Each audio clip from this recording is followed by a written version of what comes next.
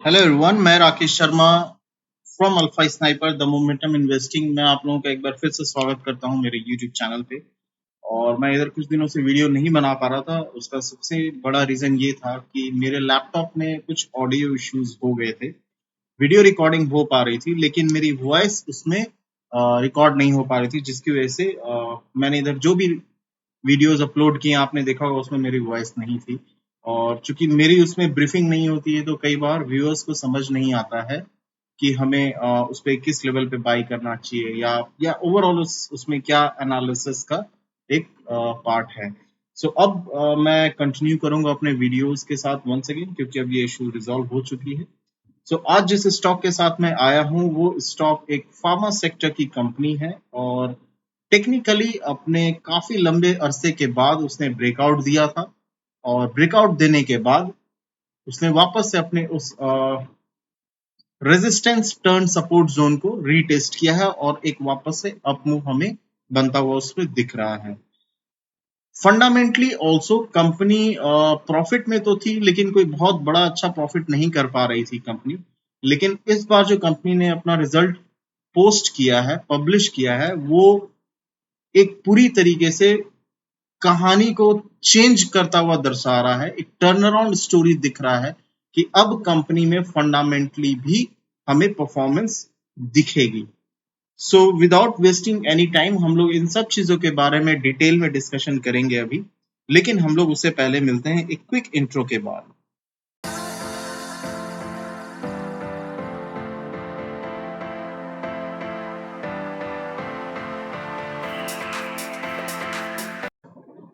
Thank you very much video में अभी तक बने रहने के लिए। तो चलिए हम लोग अपनी एनालिसिस का डिस्कशन शुरू करते हैं। अभी जो आप अपने स्क्रीन पे देख रहे हैं, आई एम श्योर आपको अभी फिलहाल इसको देख के कुछ खास समझ में नहीं आ रहा होगा। तो मैं इसको थोड़ा सा इस तरह से प्रेजेंट करता हूँ ताकि हम लोग इसकी एनालिसिस को सही तरीके से, प्राइस एक्शन को सही तरीके से समझ पाए। तो ये आप देख सकते हैं यहाँ डिफरेंट टाइम फ्रेम होता है, 1 minute, 2 minute, 5 minute, 15 minutes, 1 hour, 4 hour, एक दिन का, 1 वीक, 1 मंथ। आप सभी को पता है, जो मेरे रेगुलर व्यूअर्स हैं, जो मेरे चैनल को, जो मेरे सब्सक्राइबर हैं, उनको पता है कि जब मैं स्विंग ट्रेडिंग की एनालिसिस करता हूँ तो वो मैं हमेशा बड़े टाइम फ्रेम को ही बेस बनाना पसंद करता हूँ, क्योंकि मैं उस बेस पे मैं आराम से ट्रेंड और वोलेटिलिटी के डिफरेंस को समझ पाता हूँ। और मैं ये देख पाता हूँ कि वेदर स्टॉक एक अच्छे खासे अप ट्रेंड को कंटिन्यू कर रहा है या हमें उसमें एक रिवर्सल अब दिख रहा है। लेकिन अगर मैं इसको छोटे टाइम फ्रेम पे देखूंगा तो शायद मैं इस किसी भी कंक्लूजन पे अराइव नहीं हो पाऊंगा। इसलिए मैं आप लोगों को भी यही सजेशन दूंगा कि अगर आप जो भी स्टॉक की एनालिसिस करते हैं उसको आप बिल्कुल बड़े टाइम फ्रेम पे ही देखें ताकि आपको उसमें ओवरऑल एक स्टोरी समझ में आए। तो चलिए अभी मैं फिलहाल जो इस पे टाइम फ्रेम चुनूंगा वो मैं लेता हूँ 6 month. So just give me a second, मैं इसको थोड़ा सा बेहतर बना लूं ताकि ये हमें ठीक से दिख सके। अब क्या है कि अब आप देख सकते हैं कि यहाँ पे हमें इस स्टॉक की एक पूरी ओवरऑल कहानी समझ में आ रही है। और ये जो एक इसका सिनारियो है, ये राइट फ्रॉम द इंसेप्शन, जब ये कंपनी लिस्ट हुई थी तब से लेके अभी तक का हमारे पास पूरा का पूरा प्राइस का एक परफॉर्मेंस शीट या ग्राफ सामने आ गया है, ताकि हमें कोई भी डिसीजन लेने में दिक्कत ना आए और हम समझ पाए कि इसका पिछला सपोर्ट रेजिस्टेंस कहाँ पे बना था और अभी क्या प्राइस वहां के आसपास भी कहीं होवर कर रहा है या नहीं कर रहा है। तो जब भी आप इस तरह के एनालिसिस करते हैं तो आपको थोड़ा सा एक बेटर सिचुएशन में आप होते हैं डिसीजन लेने के लिए। आपको कभी भी किसी भी प्राइस पे न तो बाई करना चाहिए और न ही सेल करना चाहिए। हमेशा आपको चार्ट के व्यू को इंपॉर्टेंस जरूर देना चाहिए। सो चलिए हम लोग अपनी एनालिसिस शुरू करते हैं। सो अभी जो मैं देख पा रहा हूँ कि स्टॉक ने एक अच्छा खासा अपमूव दिया था और उसके बाद काफी लंबे अरसे तक, इनफैक्ट आप देखें कि ये जो नीचे आप देख रहे हैं ये ईयर्स का स्ट्राइप है। 2003 से लेके 2023 सॉरी 24 तक हम एक बाय एंड लार्ज उसी रेंज में हैं। तो ये एक बहुत ही लंबा अरसा है। अगर मैं गलत नहीं हूं तो 20 साल के आसपास अप्रोक्सीमेटली प्राइस ने कोई बहुत अच्छा परफॉर्मेंस नहीं दिया है।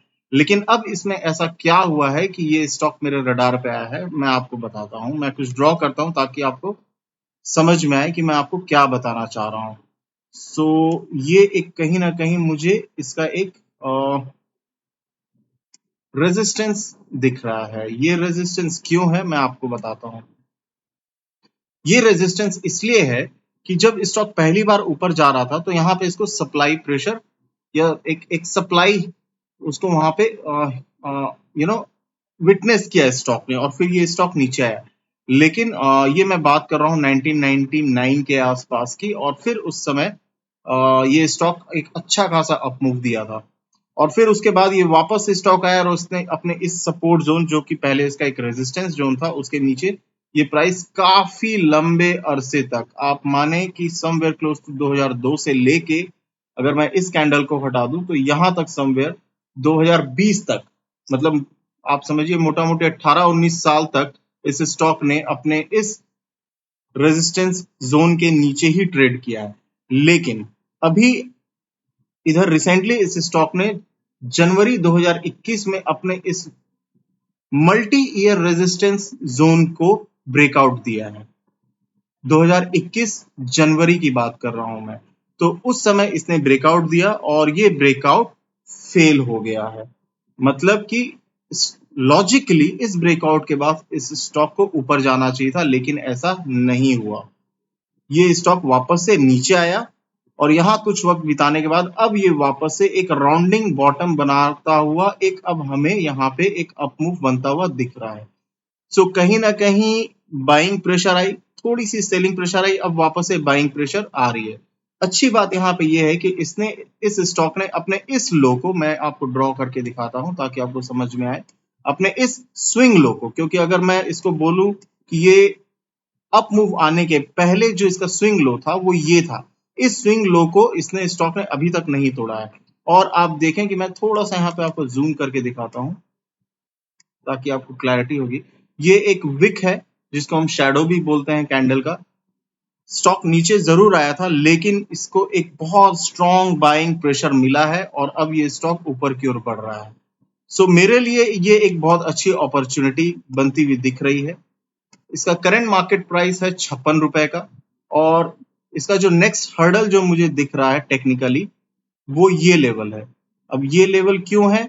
ये लेवल इसलिए है क्योंकि इस कैंडल और इस कैंडल के बीच में हमें यहाँ कोई भी रेजिस्टेंस जोन नहीं दिख रहा है। जो पहला रेजिस्टेंस जोन है, अगर ये स्विंग लो था तो इसका पिछला स्विंग हाई ये है, यानी यहां से इसमें एक सेलिंग प्रेशर आया और फिर यहां से एक बाइंग प्रेशर आया। अब अगर स्टॉक ऊपर इसको जाना है तो शायद ये इस लेवल को हिट जरूर करेगा या करना चाहिए। तो जैसा मैंने आपको बताया कि 56 रुपया इसका करंट मार्केट प्राइस है और ये जो हाई है इस कैंडल का हाई है जहां पे एक्चुअली हमें सेलिंग प्रेशर दिखा था वो है 75 रुपए का। सो बेयर मिनिमम जो हम एक्सपेक्टेशन रख सकते हैं इस स्टॉक में वो हम 75 रुपए का तो जरूर रखना चाहिए हमें। अगर ये स्टॉक इस 75 रुपए के आसपास जाके एक अच्छी क्लोजिंग देता है और एक अच्छा वक्त बिताता है तो जो मुझे नेक्स्ट हर्डल दिख रहा है वो बहुत अच्छा दिख रहा है और हम एक्सपेक्ट कर सकते हैं बेयर मिनिमम ये जोन। ये जोन कौन सा है? ये है 136 रुपए के आसपास का। मतलब कि आप देखिए कि 56 रुपए से 75 रुपए, 75 रुपए पे अगर हमें एक अच्छी क्लोजिंग मिलती है मंथली बेस पे, मैं बात कर रहा हूं, I am sorry, 3 month bare minimum होना चाहिए क्लोजिंग, कि 3 मंथ के बेस पे कैंडल की क्लोजिंग अगर हमें 75 रुपए पे मिलती है ऊपर, तो हम ये एक्सपेक्ट कर सकते हैं कि हम अगला भाव जो देखेंगे वो 136 रुपए के आसपास का देख सकते हैं। अब ये प्राइस आएगा नहीं आएगा ये मेरे हाथ में नहीं है, ये डेफिनेटली ये मार्केट है। हम सिर्फ एक एनालिसिस कर सकते हैं, हम एक अपना रिस्क मेजर कर सकते हैं और हम उस ट्रेड को बाई कर सकते हैं, हम उसमें इन्वेस्ट कर सकते हैं, लेकिन वो ट्रेड हमारे फेवर में आएगा या नहीं आएगा we don't know, nobody knows it. So ये एक मुझे अच्छा प्रोबेबिलिटी सेटअप दिख रहा है। मेरा जो स्टॉप लॉस अगर होगा इसमें, तो मैं इसमें स्टॉप लॉस, उससे पहले मैं आपको ये बता दूं कि ये जो करंटली मैं एनालिसिस कर रहा हूं मैं ये 6 मंथ टाइम फ्रेम पे कर रहा हूं। जिनको नहीं पता है 6 मंथ टाइम फ्रेम कहने का मतलब ये है कि ऐसा नहीं है कि ये 6 महीने का चार्ट है, नहीं। 6 मंथ टाइम फ्रेम कहने का मतलब ये है कि ये हर एक कैंडल 6 महीने को दर्शाता है। जब ये 6 महीना कंप्लीट हो जाएगा तब ये एक कैंडल क्लोज होगी, राइट। तो जैन से जून 6 महीना होता है, तो जून एंडिंग क्लोजिंग बहुत मैटर करेगी इस स्टॉक के लिए। अगर जून एंडिंग क्लोजिंग अगर इस रेक्टेंगल बार के ऊपर होती है, जिसकी प्रोबेबिलिटी मुझे दिख भी रही है, अगर ऐसा होता है तो हम इसमें एक अच्छा खासा अप मूव जरूर एक्सपेक्ट कर सकते हैं। मेरा जो स्विंग लो या एक स्टॉप लॉस जो होगा मेरे हिसाब से कि भाई मुझे कब इस स्टॉक से बाहर हो जाना चाहिए अगर मेरी एनालिसिस गलत हो जाती है, तो मैं प्रोबेबली समवेयर क्लोज टू 35 रुपए के आसपास अगर ये स्टॉक तोड़ देता है अपना प्राइस, अभी मैंने बताया 56 रुपए चल रहा है, और अगर ये 35 रुपए का भाव तोड़ देता है तो मैं बिल्कुल इस स्टॉक से बाहर हो जाऊंगा और मैं खुशी खुशी अपने लॉस को बुक कर लूंगा। ठीक है, तो ये थी एनालिसिस। अब पहले मैं इससे पहले कि मैं आपको स्टॉक का नाम बताऊं, अब मैं थोड़ा आपको फंडामेंटली दिखाता हूं कि एक्चुअली क्या चल रहा है। आप देखें कि अभी कंपनी ने रिसेंटली मार्च 2024 का रिजल्ट पोस्ट किया है। जब भी हम फंडामेंटली एनालिसिस करते हैं एक ब्रॉडर लेवल पे, डिटेल पे की बात मैं यहाँ नहीं कर रहा हूँ, अगर मुझे ब्रॉडर लेवल पे एक एनालिसिस करना है तो मैं अगर क्वार्टरली डेटा की एनालिसिस करूंगा तो मैं उसमें ये जरूर देखना चाहूंगा कि वाई क्या सिचुएशन है। जिनको नहीं पता है वाई क्या होता है, वाई का मतलब होता है ईयर ऑन ईयर, मतलब आप इस क्वार्टर को पिछले साल इसी क्वार्टर में क्या पोजीशन थी आप वैसे कंपेयर करते हैं। अगर पिछले साल 364 करोड़ का सेल्स हुआ था कंपनी को, तो अभी 423 करोड़ का सेल्स हुआ, मतलब इसकी रेवेन्यू बढ़ी है। आप देखिए कि ऑपरेटिंग प्रॉफिट 16 करोड़ का था तो अभी 48 करोड़ का हो गया, मतलब almost 3 times, not almost, in fact it's 3 times operating profit. मतलब कंपनी ने कुछ ना कुछ बहुत ही अच्छा फंडामेंटली काम किया है, जिसकी वजह से हम देख रहे हैं कि ऑपरेटिंग प्रॉफिट में हमें एक बहुत अच्छा जंप देखने को मिला है।